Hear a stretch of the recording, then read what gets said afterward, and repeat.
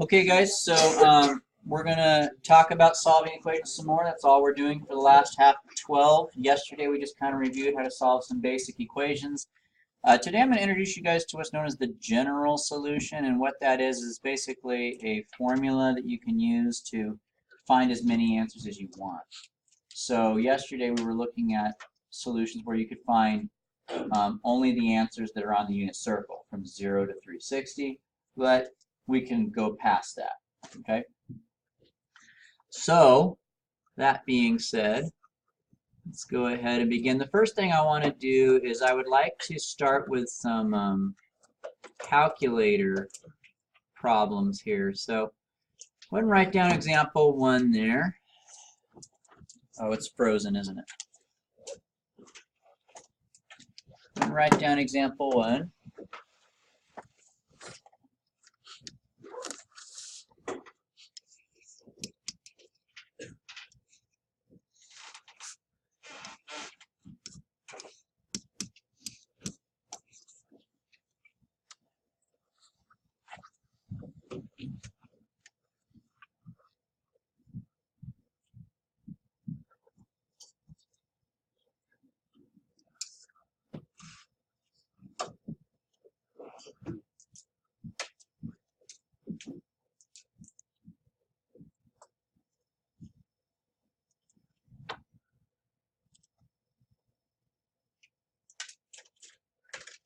All right, guys. So we're going to use our calculators to find the solutions for this equation here. I want to find out where does sine of theta equal a half at. But notice that we're looking at something a little bit different here. We're looking at the interval from negative 360 to positive 360. So I want to look at more than just our unit circle. I want to look at more. And so our calculator, we're going to start by using a calculator to do that. The purpose of me having you guys use the calculators, I'm not going to have you guys use these on the test, okay? So why am I teaching you this? Well, the goal of pre-calculus is to prepare you guys for calculus. And so in calculus, this skill is actually very useful where you do use calculus quite a bit. Get you guys used to the technology. It also opens up your minds to the concept in a different way because we're going to be learning how to solve an equation with a graph, which is a different way of looking at things. So it's a good thing to do. It's just not something I'm going to be testing you on. We're just going to practice it today. So go ahead and get your calculators and let's turn those on. Now, anytime you want to graph an equation, what you're going to do is you're going to go to y equals. So go ahead and go to y equals. If you have any equations in there already, go ahead and clear them out. And then let's go ahead and type in sine. Now, I know that my equation up here says theta, but the calculator doesn't use theta as a variable. It only uses x. So we're just going to put x. So go ahead and click this button here for the x, and then close your parentheses. And there's our sine graph. Now, let's see what happens. I'm going to go ahead and push right here. So underneath the button it says mode. All right. Now, let's go ahead and really quick, I want you guys to push mode for me really fast. Push mode. We all should be looking at that screen. I want you guys to go down, and I want you to, we're going to work in degrees today, so go over to where it says degrees. And push enter, and that selects that. Now, go push graph.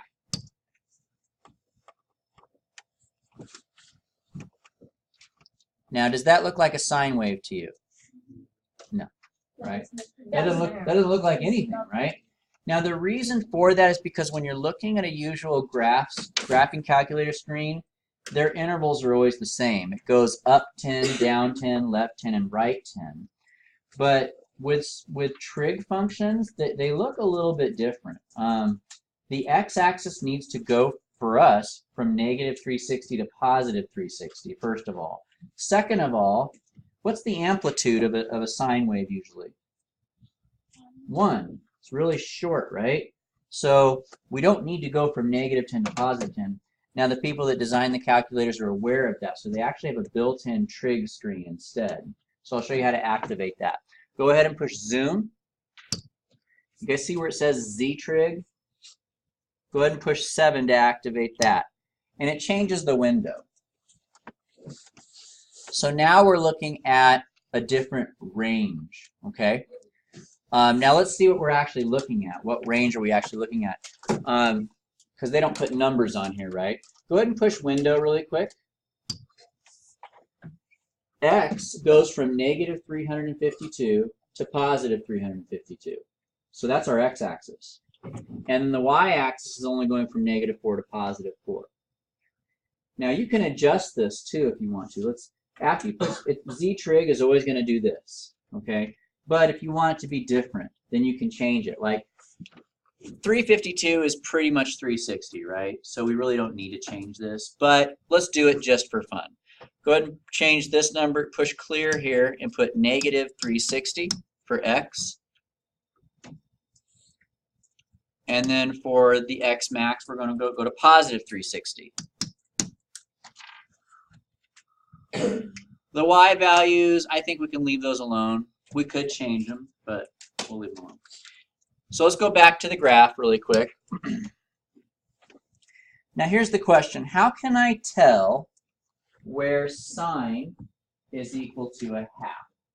Well, I'll show you how we can answer this question. Because remember, all I've done so far is I've graphed this. I'm really trying to find what angle gives me a half. All right. So what we're going to do is we're going to go back to y equals here really quick. Go to y equals. I want you to go down to y2. And I want you guys to type in a half there. 1 divided by 2. You could do 0.5. Now let me ask you the question. If you were to graph a number like y equals a half, what does that graph look like? Just a horizontal line, right? All right. So let's go ahead and push graph. So I put a horizontal line on there.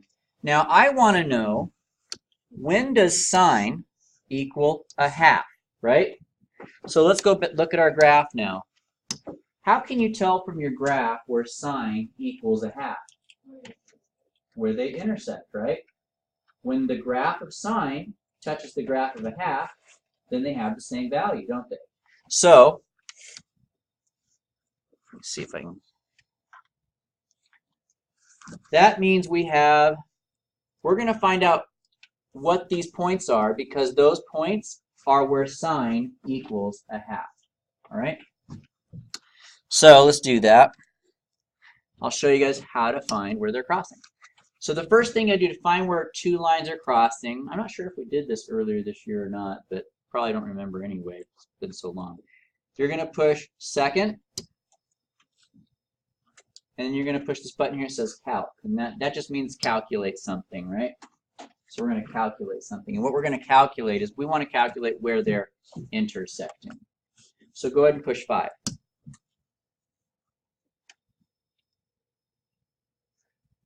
All right. Now, you guys push this arrow here. You see how the cursor is moving along the curve? Now, if you want to go along the other line instead of the curvy one, push up. And that jumps you to the other line instead. Okay? And a lot of times I think you're going to find it's a lot easier if you're tracing the straight line than if you're tracing the curving line. Okay? So, I wanted to find these 4 points where it's crossing the graph. So let's go ahead and scroll over to one of those points. Let's get pretty close to it. And down here you can kind of get a nice estimation of what the answer would be. But the calculator can give us a more precise answer. You're going to push enter 3 times. 1, 2, and then 3. And it will zoom right in on that spot for you. So now we can see that the answer is actually negative 330. Okay? Yeah. Are you going to write down these calculations? No. Because I'm not going to test you on it. I'm just exposing you to this stuff. All right. Let's do it again, because that's 1. So remember that one answer there, negative 330. You guys can go ahead and write it down if you want to remember it. Now let's go ahead and push. Let's do this again. Second, calc. Number 5 finds where they intersect. I'm going to go over until I find the next spot where they cross, which is right about there. And then I push enter 3 times. And it looks like the other answer is negative 210. All right, so I'm going to let you guys find the other 2 points that are up there. Go ahead.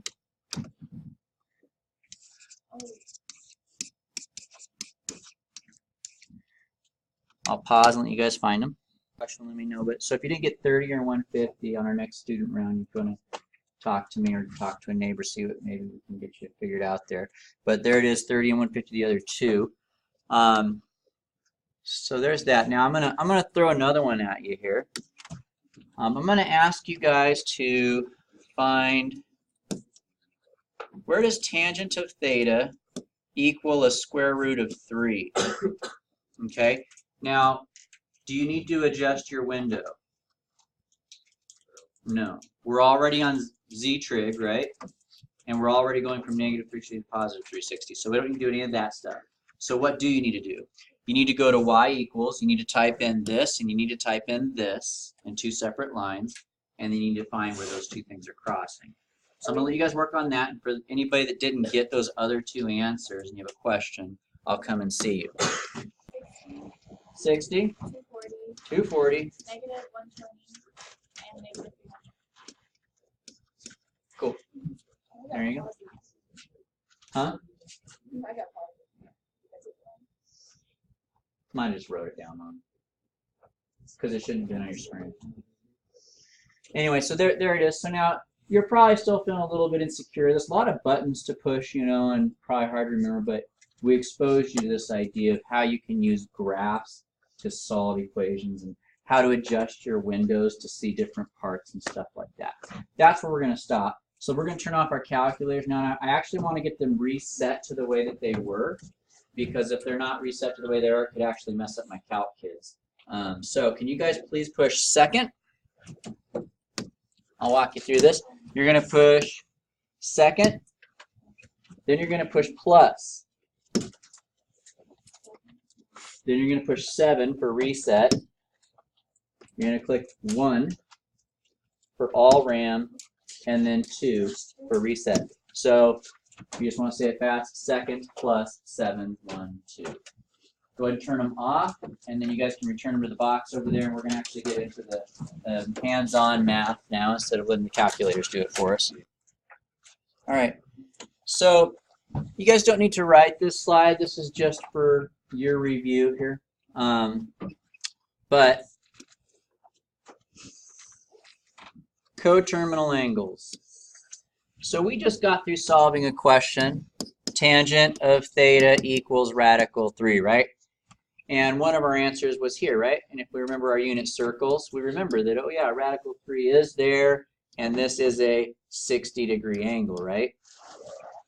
So 60 degrees is a solution to this equation. So tangent of 60 is radical 3, right? But what if I did this? Let me actually change colors. Don't I end up at the same spot? But what would that be? 420? Because it's 60, right? Plus what? Another whole circle. Well, guess what? That's also a solution. That's also a solution. Tangent of 420 degrees would be square root of 3 as well. Okay? But I could also do this instead, right? I can start here and go, let me change colors here. Like that. How would I find that one? Same answer, right? Still going to be radical 3, but what would that angle be if I go backwards? It's going to be negative first. So how do I find out what that angle is, though? 360 minus 60, right? So, well, actually, it's the other way around. It's 60 minus 360, and that gives me negative 300. So it comes out negative because we went clockwise. You remember how clockwise angles are negative? So the point is that coterminal angles, that's what these are called, coterminal angles are angles that give you the same answer for that trig ratio. So whatever your angle is, all you do is add 360 however many times you want to. You could also subtract the 360, however many times you want to, and you get an infinite number of solutions, right? So why do we care about that? Well, because today we're gonna change things a little bit. Yesterday I said find all the answers from 0 to 360, right? And you could tell just by looking in a circle. But today I'm going to say find all your answers from whatever. I could make anything. Maybe like in the last problem, from negative 360 to positive 360. So now you know you got to add 360 to find all the answers, or subtract 360 to go backwards into the negatives, right? So there's that. But before we start doing that, I want to show you something that's kind of interesting. Let's look at a sine wave. Do you guys remember how many degrees it takes for sine to complete a full cycle? It's 360. We call that a period. It starts at 0 and it ends at 360. After that, it just repeats. It does the same thing. And that's when you start getting other angles that give the same answers. They're just 360 degrees greater. Well, let's take a look at something interesting here. Tangent. You guys remember what tangent starts at? It's been a while. 90. It stops at 90.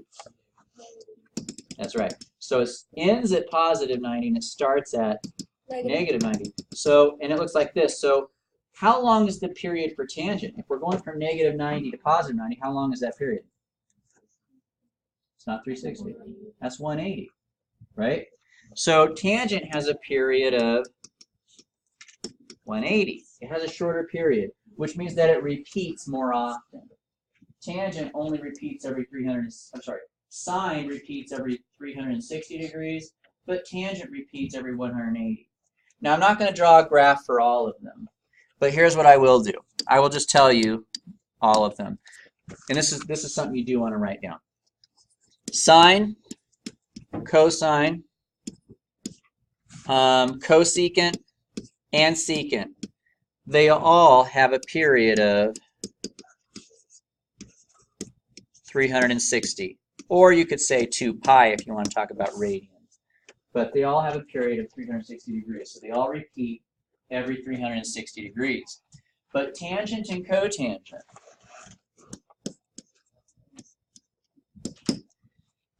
they have a period that's a little bit shorter. They have a period of 180 degrees, or how many radians? Pi.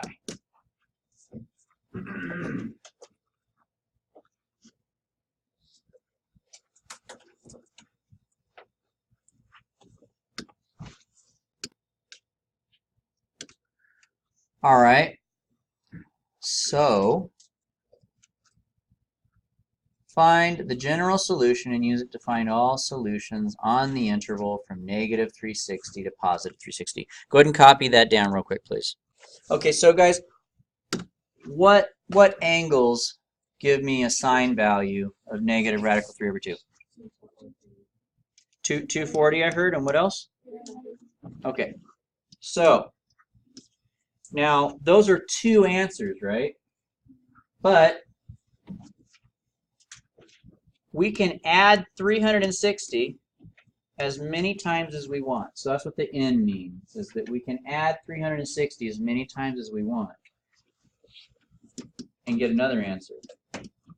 So you can add 360 to 240, or you could subtract 360 from 240, and you can keep getting more and more answers. It'll never stop. There's an infinite number of answers. You could do the same thing with the 300. Okay? This thing right here is what's known as the general solution.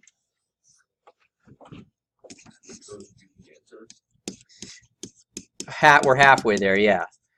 So, because the problem does ask, what's the general solution? That's part of the answer, so we're going to box that.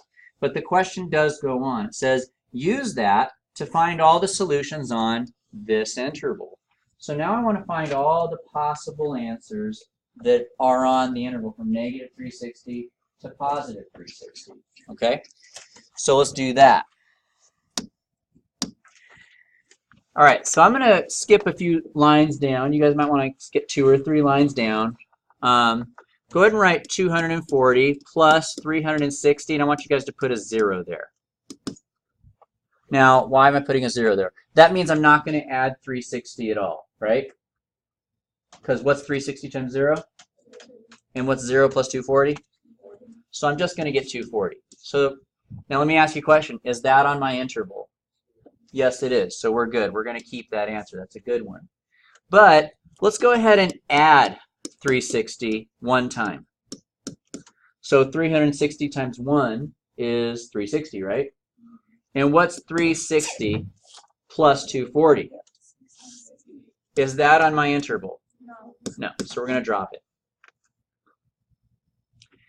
So obviously I'm not going to add 360 anymore, right? But let's say that I got an answer here that was good. Well, maybe you need to add 360 again. Keep going until you can't get any more in the interval. But now we're going to go backwards. 240 plus 360. What do you think I'm going to put right here? -1. That means it's going to be 360 times -1 is minus 360, right? So that just means I'm subtracting 360. So maybe you guys can help me out with this. What's 240 minus 360? -120? Thank you. Is that on my interval? Yes, it is. So I'm going to check that off and call that good. Let's try one more. 240 plus 360 times what? -2. Does anybody know what that is? So do 240. This is -720. Let's just get the answer though. What's 240 minus 720? -480, and that's not on our interval, right? Now I'm just showing my work. If you guys have a common sense about this, like, well, obviously if I took 360 more away, it's not going to work. You don't have to show that, okay? I'm just doing that for your guys' notes so you can see, oh, we got rid of those 2 and we kept these 2 because they're on my interval. So basically you just start adding values until when you stop. When do you stop? Well, you have to look up here. For this problem, I'm telling you we're going from -360 to +360. So anything that goes past that, we don't do anymore. Okay? But I could change it. On your homework tonight, I put -720 to +720. So you're going to get more answers there, right? Now, this is the long way. You need to go to the bathroom? Or you have a question? I was wondering, is 240 like the green value? It's our original one that's on our unit circle, and we're going to use that as our starting point to find all the other ones. So, yeah, 240 is an answer. It's one of them, right? Yeah, so we use our unit circle to find the first answer, and then from there, we can find others. Now, guys, this is the long way to do it. All right? I'm just doing this for the sake of your notes. But you know what you can do? You can just take your first answer that you got on your unit circle and add 360 repeatedly and subtract 360 repeatedly, right? You don't have to write all this out. I'm just giving you guys something to look at on your papers, okay? Now, that's only half the work, right? Why am I not done yet? We got that set over there. Would you guys go ahead and find all the answers that fit on the interval from -360 to +360 for that one for me, please? So, Haley, what 2 answers did you get for the 300 set? That's right. Okay, so you would get 300 by plugging in 0, right? And then you would get -60 by plugging in -1. Okay, but anything else is going to go outside of our range. Now, I don't want you guys to think that, oh, so now we're just going to have 4 answers instead of 2. That's not true. If I were to change this from -720 to +720, you're going to start getting more answers. Like these would have been included now, right? Because those are in that range. So it just depends on how big your range is. Now we're going to look at another one here. I'm going to go forward. Tangents of theta equals radical 3/3. And I think we'll go ahead and I'm going to change your interval on you a little bit. we're only going to be looking at from negative 180 to positive 180. Okay, now here's what I want you guys to do. I want you to find the general solution. Now, if you don't know what I mean by that, let me back up and remind you. The first thing that we did was we found our normal numbers on the unit circle, right? And then we added the period to that. But don't go any further than that, because I'm going to do something that you're going to go, oh yeah, about. Okay? Are you writing in pencil, by the way? If you're not, then maybe wait. But the rest of you, go ahead and go as far. Just give me the general. Ale, where does tangent of theta equal radical 3 over 3?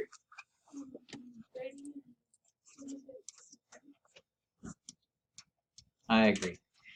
Now, if I want to make this a general solution now, I need to put plus something. You guys know what the catch is? It's 180n. Why is that? Because we talked earlier about how tangent does not repeat every 360 degrees, it repeats every 180. So if you take this number and you add 180 to it, then you've got a coterminal angle. It repeats every 180. So remember, and I'd make a little star here, if you want to, recall tan and cotangent repeat every 180 degrees. Okay, so it's different. So for any of the other four that I give you, secant, cosecant, sine and cosine, 360n. But for tangent and cotangent, you put plus 180 in because they repeat every 180 degrees. All right, now I want you guys to go ahead and find as many answers as you can on this interval from negative 180 to n. So I always like to start off with the 0, right? And that's just going to give you what you started with, which was 30. But then you want to expand upwards and downwards with negatives and positives. So find as many as you can there, and do that for both sets. And all. So, Alex, what did you get for this part here? 30 and negative 1. Okay. And then let me ask Tia. Hello. What did you get for this one here, Tia? Uh-huh. Oh, you're working on the other one? Okay. That's all right. Let me see if someone else can help you with the other one while you're working on it. Anicia, did you get the other one for this? So there's 30 and what else? It is. You guys notice something interesting here? They gave you the same answer. Just so you, oh yeah, it's, well, if you're using this one, you would get negative 150 by plugging in a negative 1 here.